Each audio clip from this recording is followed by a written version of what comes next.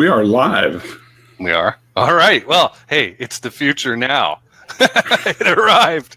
So today, Stephen Monaco, that's the other guy there, and Hi. I, Jason Kanigan, are going to talk about video marketing. And this is just like last week's topic about mobile marketing, where I came on thinking, I know a lot about mobile marketing. And then as we went in, I realized, wait a minute, there's a lot more here to grab a hold of. So let's get into some powerful reasons you need to be using video marketing. I mean, there has been a crazy video revolution for marketers over the past few years. So, Stephen, is it really worth it for companies to use videos or even consider using videos to promote their business? Yes.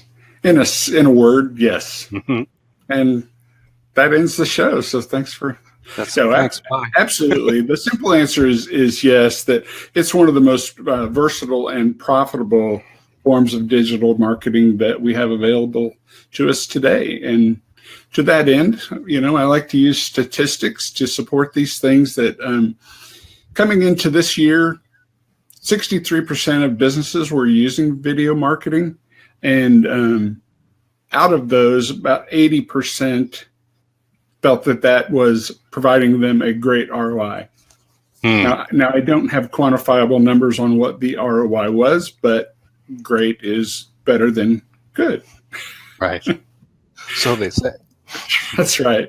So, even though video is not the cheapest content to create, it's well worth creating because people engage in it or engage with it.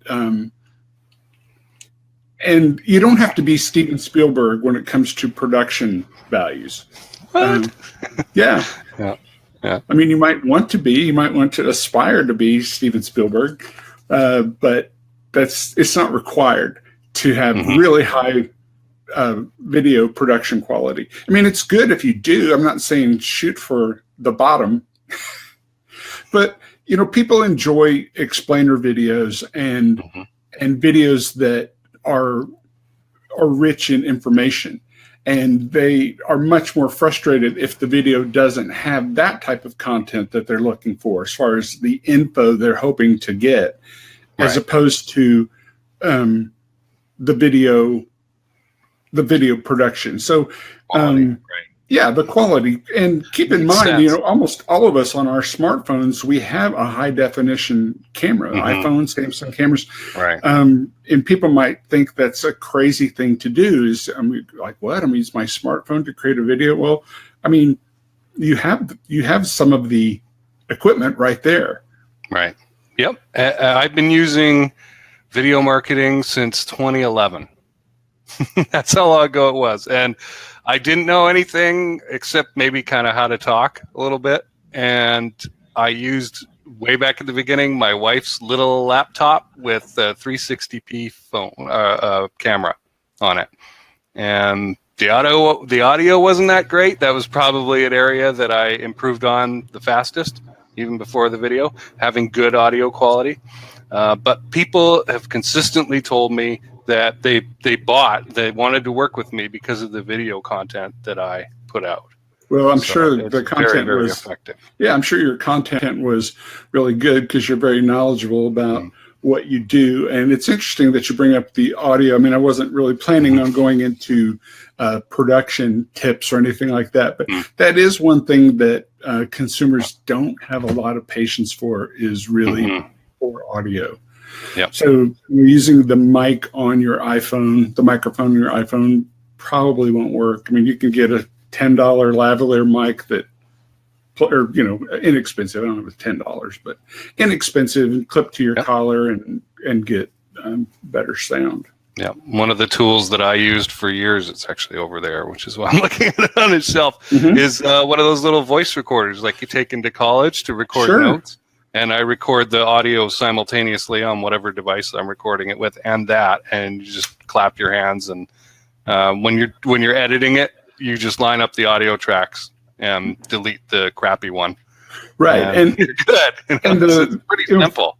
Yes, video editing software has come way down in price, and so I mean, when I say that video is more expensive to produce, It is, but it's not crazy expensive. I mean, is it less than typing out a white paper, for example? No, not necessarily, but the engagement is so much higher. Yeah. And one thing about video is that it really cuts through the clutter. Right. Excuse me. And if you think about the effectiveness of video, it's really not all that surprising. When you kind of drill down and think about, like, people have a tendency to remember as much as 80% of what they see and hear at the same time. And when it comes to what they can recall from what they saw, it goes down to about 20%. And if it's something that they heard and only heard with no visual, it goes down to 10%. So the combination is of audio and video, moving pictures with audio, goes way up. And about 2/3 of the population are visual learners. And visual, of our five senses, vision is by far our most dominant sense. So here's a factoid that I found fascinating, and I'm sure everyone else will too, is that visual information is processed by the brain 60,000 times faster than text, which is kind of a hard thing to get your head it's like around. A Joe Stalin statistic, isn't it? One death is a tragedy, a million deaths is a statistic. 60,000 times faster. 60,000 times faster. So warp speed. Exactly. That's all you need to know. Video. Okay. So speaking of engagement, I understand there have been significant changes over the past few years about how people engage with their videos while they're on their mobile devices. It's really fascinating. So 90% of people watch video on their mobile device, which is a large percentage. Yeah, what we talked about last week. Yeah, and over the last 5 years, consumption of video on mobile devices has increased 100% year over year. Excuse me. So it's up over 500% since 2013. So as more and more people watch videos on the go, so to speak, your video audience gets bigger and bigger. The other thing is that's just a super fascinating thing is that people who watch video on their mobile device are twice as likely as television viewers and 1.5 times more likely than desktop viewers to feel a strong personal connection to the brand. Weird. Isn't it? I mean, because I'm holding this device in my hand, somehow I feel I've got a stronger connection to the video content and the brands being displayed to me. That's weird. I'm not a doctor and I don't play one on TV, but yeah, psychologists, psychiatrists, the studies. I mean, I'm not either of those type of physicians. Yeah, I mean, it's hard to explain. The human species, we're an interesting lot, aren't we? There's some sort of thing about the proximity effect that we're holding the device makes us feel more connected to it, which is a strange but interesting thing to keep in mind when 90% of consumers are watching video on their mobile devices. And as we talk about so often, the customer experience is so important to people. Right. Keep in mind that they're watching your video very likely on a mobile device, a small little square picture, not a 16:9 aspect ratio, and they're likely to feel a connection with you or with your brand. So yeah, it's. So if you're a marketer, you want to make sure that they're watching it on the mobile device. And the good news is the game's already rigged that way. Well, I mean, you can't. They're already using. Yeah, you can't dictate that it's going to be seen on a mobile device. It's just that keeping in mind that most people are watching on a mobile device, it gives you the opportunity, since they're going to feel, or there's a propensity to feel more connected, to create your content so that it takes advantage of that. Okay. So that it's engaging, and it provides the information that people want. So let's take that to a situation where a company is in that maybe they're launching a new product or a new service. They're trying to generate awareness. What happens when they use video? The engagement goes up dramatically.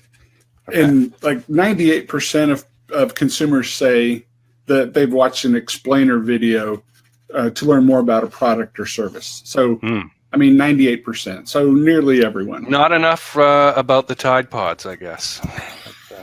Sure. Oh, Jason. 5 years from now, that's going to date this video. People are going to be like, what's he talking about? What is he talking about? Yeah. We'll just let him wonder, okay? We won't provide any context there. But I do love your sense of humor, as you know. So 98%, though, of people have watched an explainer video to learn more about a product or service. I mean, I have, certainly. Have you? Yeah, of course. Yeah. Because you're part of the 98%. Wow. I think I want to be part of the 2%. That's a different 2%.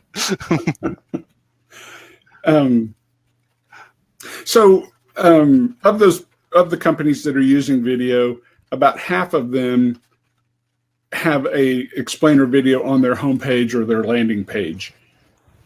And 83% of those say that that explainer video is very effective. Okay. So it sounds to me, though, like more companies should have an explainer video on their homepage. Their homepage. And that they ought to be pumping some effort into that. Absolutely. I mean, the homepage, or, as a conversion expert, landing pages, having different dedicated landing pages for different offers and things like that.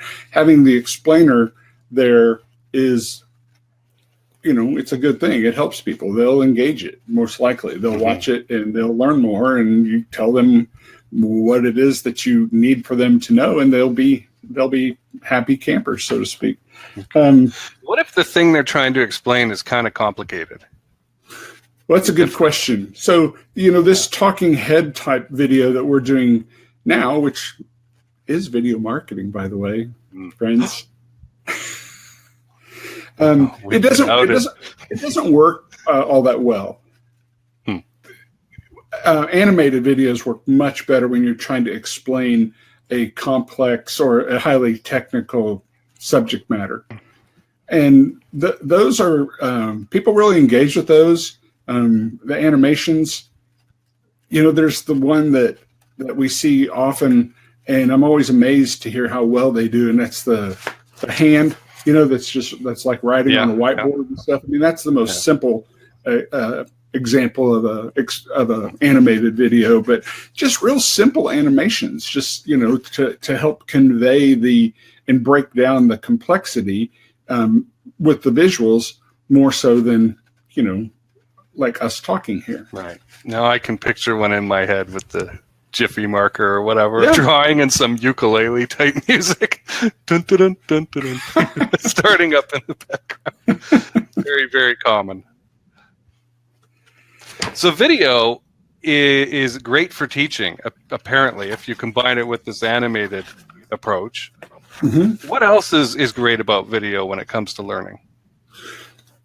Just the fact that you can get it in bite-sized nuggets, so to speak, as opposed to reading. People are so busy, they don't want to read. I don't want to say that we're lazy, but we've been conditioned because we're so busy and life moves at a much more frenetic pace than it did, generations ago. We've demonstrated the behavior that we don't like to read, or we don't want to take the time to read. So when it comes to reading, we'll look at the visual, we'll hit the headline, the subhead. Yeah. If it's interesting, we'll read more. If not, we move on. But videos are they're a great way to teach and for people to learn because they're so easy to consume and of the strong propensity that people have for watching them. Okay. So And that's let's the give the preference. people what they want. Exactly. If they want video, why should we stop them? Right. It is the content of preference. It's what they prefer. They'd much rather watch a short video, punchy, get the information, get out, than to have to read much of anything or do a deep dive and dig deep on things. Okay. So people would really like to get help on their own schedule when it's convenient for them. Maybe they're not in the mood to talk to somebody at a particular time and want to learn on their own. So I guess there's a lot to be said about using videos for do-it-yourself customer service, huh? I mean, if that's what they want. Well, yes. It's got to be cheaper too. It's much less expensive for the company, and it's 70% of people say that they would prefer to watch an explainer video rather than watch an explainer video to figure out a product-related problem than deal with someone. And that goes to your point as far as maybe they're not in the mood to talk to someone, but back to your point about your schedule, people want to do things in a time that is convenient to them for their schedule and what works for them. And, you can consume video whenever you want. You 2 in the morning. Yeah, exactly. 2 in the morning in your pajamas eating a Rice Krispies. Exactly. Eating cereal. Who has the camera in my house? Oh, that's funny. Okay. So that's an area I think big cost savings could happen, where if your video is good at answering the common customer problems and addressing them, instead of having a staffer explain it over and over and over, one at a time, again and again and again, potentially getting into frustrating situations where the customer isn't maybe understanding or following along, or I mean, we've all had that experience of calling a computer customer support line and getting have you tried turning it off and turning it on again? And I mean, nothing's more infuriating than that, I think, when it comes to customer service. So, exactly. Whereas a video, how can you argue with a video, right? You're consuming it. You're not engaging with it in quite the same way as you would a live human being. And so the potential for friction is far less. Plus, they can go back and watch it again.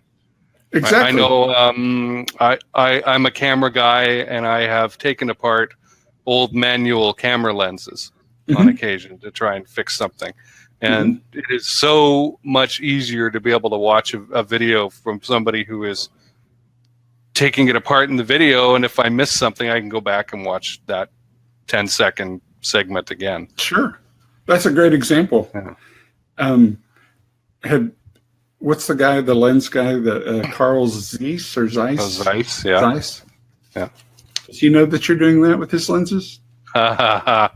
I don't know if I could afford a Zeiss lens. I've got a bunch of Canon, and the last one that I took apart was a third party. I think I paid like $18 for it or something like that. Well, I'm not trying to show off my lens knowledge. That's just a name that I heard and obviously didn't know how to pronounce, but I didn't know that that's a very expensive or high-end lens. Yeah, they're good. They're good lenses. What you were just talking about brings up a point. Like, you think about when you go to websites for help and they've got the FAQs. We see frequently asked questions. If those questions are answered with videos, just like you're talking about, calling for customer support and having the person explain the same thing over and over and over, it's the Pareto principle. It's the 80-20 rule that 80% of the calls are about 20% of the issues. If you know what those are, creating those explainer videos on the areas where people commonly get stuck or have struggle points is just helpful for them. And like you said, it will reduce costs for the company, and it's a win-win situation. And you can do that, like you said, in the middle of the night while eating your Rice Krispies or whatever. And to your point also, the part you didn't quite get, it's so simple. Just back up a little and watch it again. And you're not frustrating a customer service agent at that moment either with your apparent slowness.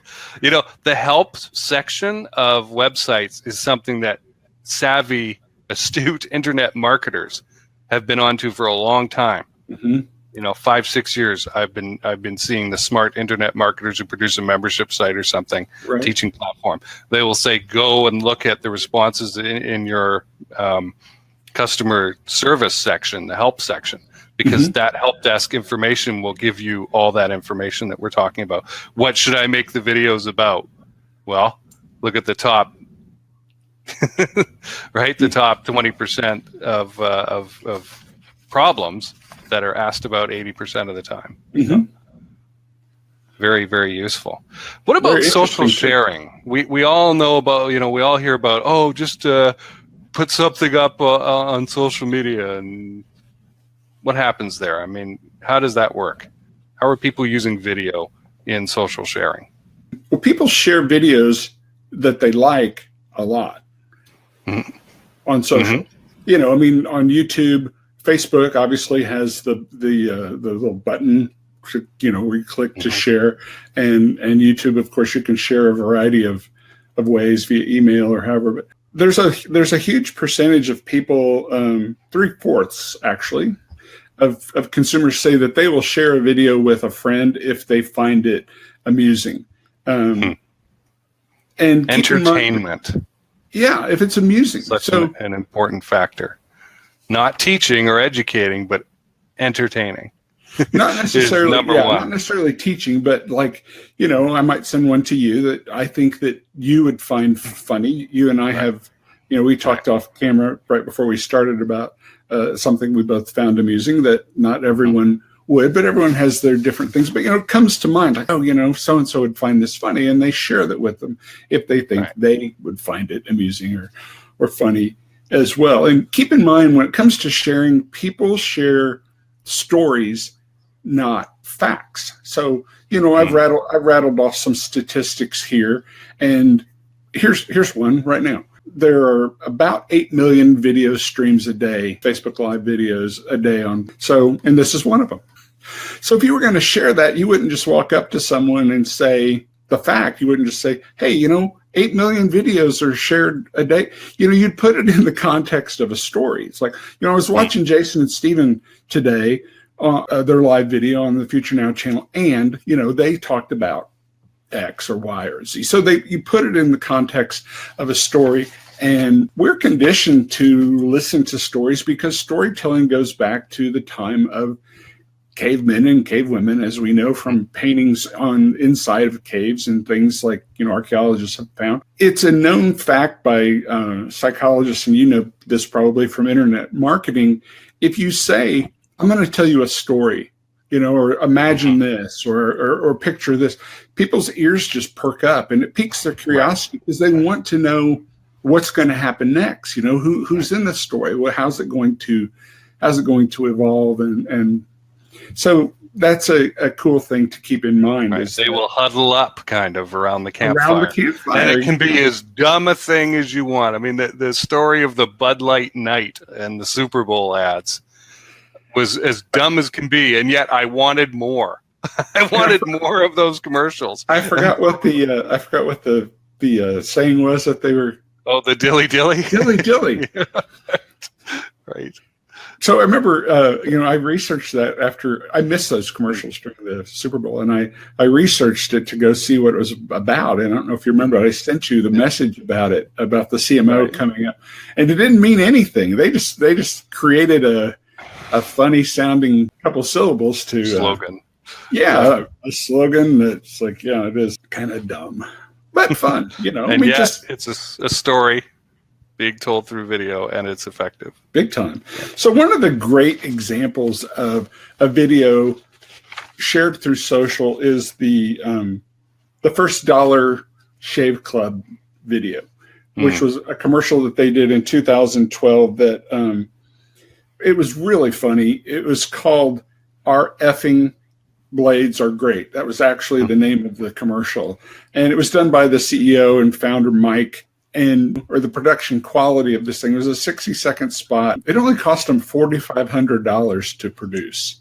But when it came to sharing, in the first 3 months after the company posted the video, it had over 5 million views. And, views are a vanity metric, but in the first 48 hours from when that video went live on YouTube, they had 12,000 orders. They had 12,000 customers. There's the ROI. Yep, yes, I mean, think about it.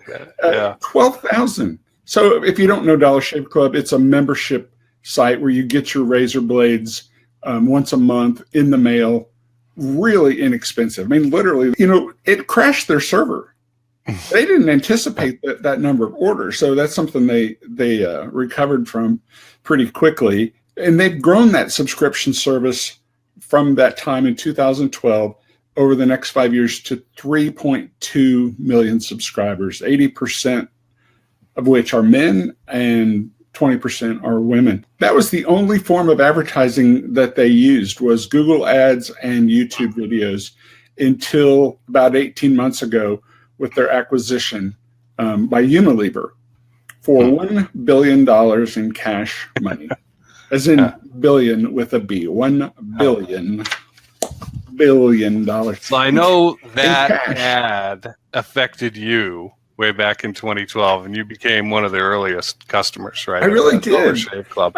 I did. I mean, it was. I hope we get paid for plugging them here. But I know I'm a big NASCAR fan, and there's some exciting news I want to share with you and our listeners.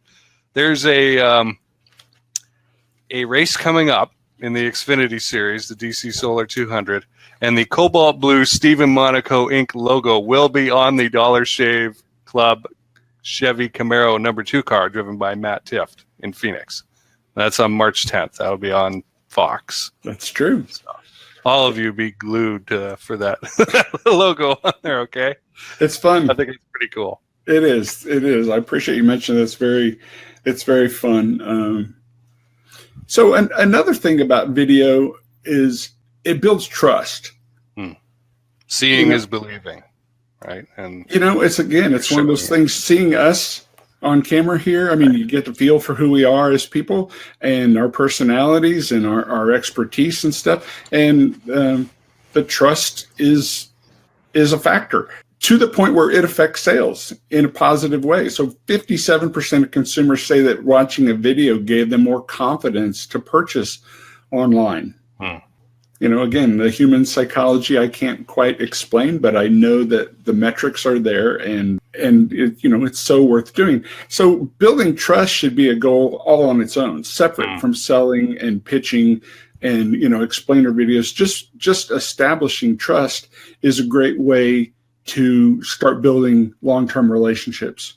Okay, so who cares about conversions today? Really? If you're in it for building your brand, you want to be in it for the long term, and video is the way to do it. Okay. That's the message. So no more preaching through megaphones about buy my stuff. Buy it now. It's much better to avoid that completely and provide useful, interesting information and let consumers come to you. Because, they don't like being preached to. We talk about that a lot. Putting down the megaphone. There's a strong propensity for marketers to continue to do that, even though it's a no-no. It's not as effective. So it's not just about building traffic.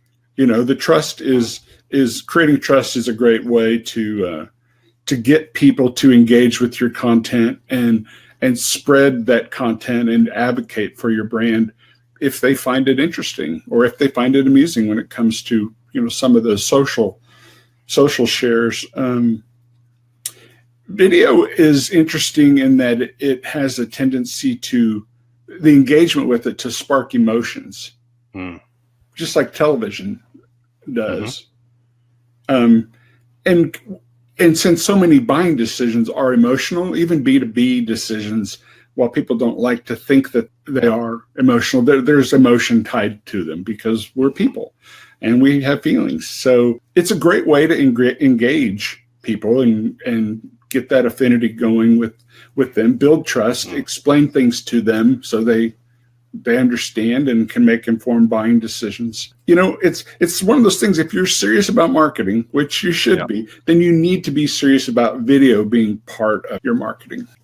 Makes sense. Makes sense. So how can video, I mean, let's do a 180 on this anyway. Okay. Even though we want to build trust Mm-hmm. and we're in it for the long haul, how can video boost conversion and sales? I don't know exactly how, as far as the psychology of it. I know that it does. The effect. Okay, let's talk about the effects then. Yeah. Because at the end of the day, there must be numbers. The accountants will love that. It's a tally up, right? What's going on with video when it comes to conversions? Well, it can make you some serious money. And as a conversion expert like you are, Jason, and the closing engine and you know what you do and where you have expertise, I think that you'll find that it's interesting because it provides pretty dramatic increases in conversions across a number of product categories. For instance, this is having an explainer video on your homepage or landing page, as opposed to a competitive brand who does not. So the ones who do have a video of that sort, in the electronics category, conversions up 101% over those who don't. Jewelry, 85%. And I was thinking about this a second ago. You know, one of my close friends that I've known since I was a teenager owns a jewelry store, a fine jewelry store. And so don't just be thinking B2C, because my buddy Mike does not make diamonds. He buys them from the wholesalers, and he goes to shows that only bona fide retailers can go to. And you know, there's websites for that as well, and there's content for that for the people who own jewelry stores and are selling to. Personal care doesn't convert that much higher, but 14%. I mean, that's a decent lift. Surprised with that one. Yeah, that it was. Maybe the ladies understand it just intrinsically better about how this cucumber seaweed wrap thing is going to work better. I don't know. But still, there is, you know, it was worth noting because there's some lift there. Right. So home and garden, 43% increase, and gifts, 113% increase over those companies that don't have a video that gets a call to action going for boosting sales and conversions. Okay, so some interesting numbers there. I think. I hope others do. I like the numbers that support the things we're talking about. So to that end, about 3/4 of people who have watched a explainer video have gone ahead and bought the product. Wow. So that, I mean, that ties back into the sales.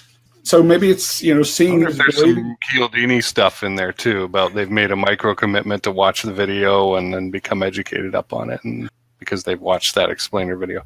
I would be interested in getting some deeper level statistics on that someday, if that's possible, about whether somebody watched 3 explainer videos across 3 different brands and how that influenced their decision. Right. That is curious. I do not have the answer to that off the top of my head here. Right. But or in my the long story short is better to have the video than not to have the video. Right. So if you haven't got it started with video marketing yet, I mean, there's no time like the present because it works well. Right. And you don't need to fall victim to these excuses of, oh, I need this elaborate equipment. I see people all the time asking for recommendations on equipment. Use your phone. I mean, I have a 20 megapixel camera on my tiny phone. You know, I mean, the sensor's got to be the size of a pea, but you know, but audio, good audio, which $60 will get you something. $100 will get you one of those Zoom things. That's like a big audio recorder. I've got one of those as well. But I continue to use my little voice recorder. So yeah, don't let that be an excuse. You don't need this elaborate, expensive equipment. You just don't. Well, and cool. You don't need elaborate backdrops or stuff either. I mean, you use your whiteboard behind you, which, you know, it shows that you're an organized person. And, you know, I mean, I have a whiteboard behind me too. I usually keep it erased for videos because I don't want to give away anything I'm working on. There's nothing on there. Competitors, So other ways to use video for businesses to segue back is with email. You know, email is the single highest ROI, or yields the single highest ROI of any form of marketing. It's not super sexy, but it is, you know, you can take it to the bank. It has roughly 4,000% ROI. So for every dollar you put in, you are likely to see $40 come out. And then when you combine video into your email, it compounds the effect. Including videos in the email can produce about a 96% click-through rate, which is significant. When you're talking about conversions and stuff, these are what I'm speaking to specifically are introductory emails. So this is the first time you've heard from the company, and a video is included in that email. And again, back to all the stuff we've talked about, they can learn quickly. They can digest a lot of information very rapidly from a short video. And yeah, what a great way to stand out and begin that conversation with your target market and settle your branding into their skulls, I guess, get them thinking what you want them to think about you. So video seems really good for engaging consumers, both B2C and B2B companies. Where are areas where you see companies struggling with using video marketing? I see it a lot, and I see it with strategy, and I see that with most areas of marketing that companies have a tendency to put tactics ahead of strategy, which is always a mistake. And there's with video marketing, it's not an exception. In fact, it's pretty prevalent.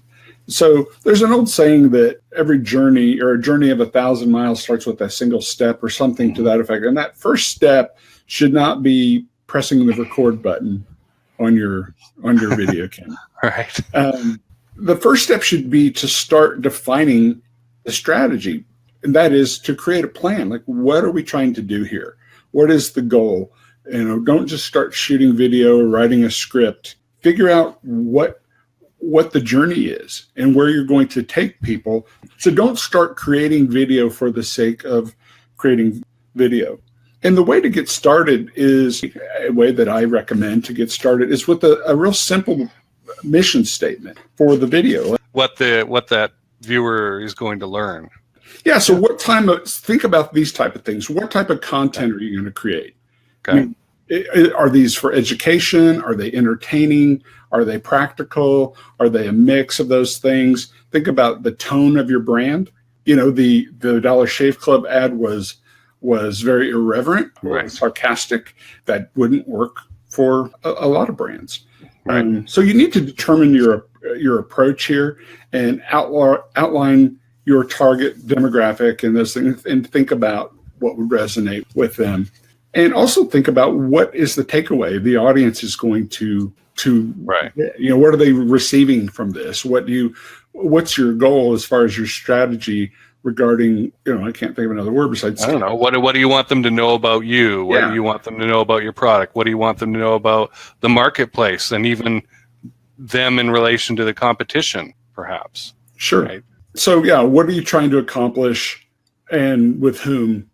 Like, determine content pillars. And by content pillars, I'm talking about the broad areas in which you will need video, because you're likely to need several. So on a website, you have videos for internal videos, often for HR, for example, and what it's like to work here. The about us things. You can show so much more about the brand or the company if you use video. Product videos, of course, you're going to have, if you have a number of products, you'll have videos vertically down the line of each separate area of the product line. That's one thing. That's already another part of the strategy, is figure out those broad themes where you have a story to tell. And then you can start brainstorming on the work on what it's going to take to tell those stories. And you have a number of options to consider there. Like, are you making a recorded webinar, how-to videos, thought leadership videos, walk through specific topics, company culture videos about us and for HR and to attract talent come in to work for your company, and documentary style or mini documentary style thing. There's a variety of different types of videos that you'd want to create. So thinking all those things through ahead of time is key. It's important to have that strategy in place. Right. And we might want to find out pain points, the kind of questions that our target audience is asking. and that will help you with your lead generation content, because you can answer those questions with, this is how to do it. Exactly. And then what? Then you're established as the people to come talk to about this. Yeah, you're the go-to expert because you've demonstrated the expertise, in that what you're talking about, and that builds trust, that builds credibility, and it establishes thought leadership. All those things work really well together for the reasons we talked about a bit earlier. And the other thing you want to do, as far as before you press record on your camera, is to set tangible KPIs. And KPIs are key performance indicators, and determine what it is you're trying to do. What are we trying to get from this video? Right. We're trying to generate 50 product demos for a B2B company by the end of the quarter, or we're trying to generate 200 leads by the end of the month, or say a B2C company, we're trying to get 2,000 consumers to take our survey, for example, by next week. So don't pay any attention to vanity metrics. They don't help. I mean, knowing that you got a bunch of views doesn't mean a thing if the goal was to get leads and you didn't get any. So having a bunch of views doesn't mean anything in a vacuum. Right. Have those KPIs determined, and that way you'll be able to determine your ROI and see what return was based on what you were trying to do. So have a mission, have a plan, start that journey with those things in mind. Don't put tactics first. Think through the strategy, and that carries over into where your videos are going to live and how you're going to distribute it. So, for some videos, and a lot of them, just putting them on YouTube and Facebook is fine, because if they get shared, that's a great thing. However, if it's like gated content or video that's behind a paywall or something that you need them to exchange information, you need the consumer to exchange, at least provide their email and name to access the video, you might want to use a dedicated video hosting company like Wistia or Bright Cove or Vimeo Pro. Those are all good company. Wistia in particular, if you're interested in knowing how long someone watched a video, like literally how many minutes they engaged and exactly when they stopped watching, that way you can follow up with an email that's pretty unobtrusive that says, would you like to pick up where you left off? It's not pushy. You can be real cool about it, going, we all get busy. I know. And you can use Facebook retargeting and have a pixel that fires after they've invested 5 minutes into the video. Of course. To demonstrate some seriousness. Yeah. Of course. That's a great example. A lot you can do with this stuff. That's a great example as well. So have that idea of where it's going to reside and what you actually want to accomplish with this. Don't just produce content blindly. Okay. Right. Now, I know one thing that used to happen when I first started making videos, I would begin them all with, "Hi, my name is Jason Kanigan from blah, blah, blah," the company that I was, doing that. And that wasn't very good. It wasn't awful, but what I learned to do after a while, or another thing that I would do is I had an animated opener of my company name.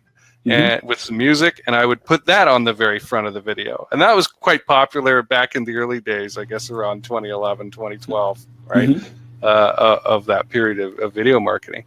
What I learned to do, if you look at videos that I made in 2015, 2016, let's say, is I would record my video and I would take a chunk that I felt, or people would tell me, was the most interesting, and I would move that up to the front, say for 10 seconds or something like that, where I would be saying something inflammatory or exciting or shocking or educational. As a teaser, so to speak. And then I would put the sting with the video logo or whatever, and then I would run the rest, the video as it was normally, right? It's the sequential explanation of me, right? And that became much more effective. That's a great idea. And you know why that works, because you got to get to the point. How fast? Yeah. Well, you've got about 8 seconds. Our attention spans are short. We're busy. We're bombarded with all sorts of information. It's an attention-based economy. There are so many things vying for our attention. So you have to get to the point very quickly and make the point. Your example that you just provided is great because it's the hook. You know, you took the hook. Exactly. You took the hook out, put it at the front to get their attention. And if they're interested, you know, they're going to watch more. Right. And this is not a new concept. I think Beethoven or Mozart was doing it, right? Make a loud noise at the start. Maybe that was Richard Strauss. And then you can do whatever you want. The composers of symphonies, right? That's really interesting. I think it's totally valid. I think it's the same concept. That's very interesting, especially when you juxtapose that to what you said about back in the early days of creating video in 2011. You know, it's just like, that was just the other day, wasn't it? So video marketing has come a long way in a short time. Speaking about that and videos on Facebook and the loud sound is that 85% of people who watch videos on Facebook do so with no sound. So it's important to have captions or some sort of text right off the bat so people can see if they are interested, you know, otherwise they just see, you know, a mouth like ours talking. Right. Like, I can tell the guy's talking. I've seen people actually like wave their hands, like turn, you know, the caption says turn up the volume. I don't think that's necessarily the best way to do it. A more effective way to do it with more punch is the way Jason explained was, you know, put the hook at the beginning, capture their attention right off the bat. You know, and aside, when it comes to like the ads on YouTube that you can skip after 5 seconds. Right. It always blows me away that they don't get to the point in those 5 seconds. Right. Right. Generally speaking, from, you know, large brands that you would think would know better, like the Fortune 500, you know, they kind of yammer on, and it's like, okay, the 5 seconds are over, and you didn't get my attention because I don't know what you're offering here. You know, the visuals were cool, the sound was cool, but I clicked this on YouTube because that's what I wanted to watch. So it's a missed opportunity. I'm just saying, you know, underscoring the get to the point quickly. Right. Stephen, we're about to wrap up here. We've gone through a lot of content today. What about Google? I think that's the last thing we can hit on. Google and videos. Google loves videos. Okay. And that's because, you know, Google owns YouTube. And when videos are embedded on your landing page or in your website anywhere, you are likely to get this is like drum roll, please, for YouTube and Google, 53 times more likely to be first on a Google search over your competitors who did not have an embedded video. So I'm not an SEO expert by any means, but you know, 53 times or over 50 times more, that I can get my head around pretty quickly. It helps with search engine optimization and just all the other things we talked about. Engagement, content that people want. I mean, that's the form they want it in. Right. And you know, hit them with the facts, hit them with the info. Don't leave them hanging. Don't leave them frustrated that they didn't get the explanation in the explainer video. Okay, well, I think that wraps it up for today. I'm Jason Kanigan from The Closing Engine. That there is Stephen Monaco, CMO for Hire. If you want to talk to Stephen about what he might be able to do for helping you with marketing in your business, go to stephenmonaco.com. You can follow him on Facebook and Twitter. And if you're not watching this on the Future Now page on Facebook, say you're watching it in a video form on my YouTube channel, let's say, have a look in the description below. I'll link to the Facebook page so that you can watch and be here live for next week's, which will be episode number 6 of Future Now. I can't believe we've gotten this far into it. Say, can you believe it? Yeah. This was episode 5.